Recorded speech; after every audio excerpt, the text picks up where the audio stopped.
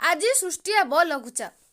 उत्तर पश्चिम बंगोपसागर उत्तर ओडिशा पश्चिमबंग संलग्न अंचल एक घूर्णिबलय रही। अन्यपटे उत्तर थाईलैंड और संलग्न दक्षिण अंडमान सागर तथा संलग्न अंचल उपरे रहिथिबा घूर्णिबलय प्रभाव में आसंता काली दक्षिण अंडमान सागर और संलग्न दक्षिण पूर्व बंगोपसागर अंचल एक लघुचाप क्षेत्र सृष्टि हेब।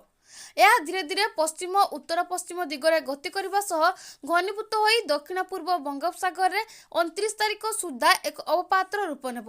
यह प्रभाव में 28 तारिख में कोरापुट, मालकानगिरी, नवरंगपुर, रायगड़ा, गजपति, कलाहांडी, कंधमाल और नुआपड़ा जिलार केतेक अंशरे हालुका वर्षा होइपारे।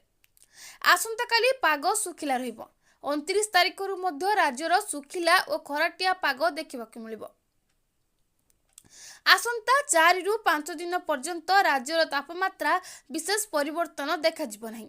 आसंता काली राजधानी भुवनेश्वर और यार आखपाख अंचल पाग सुखिला रहिबो।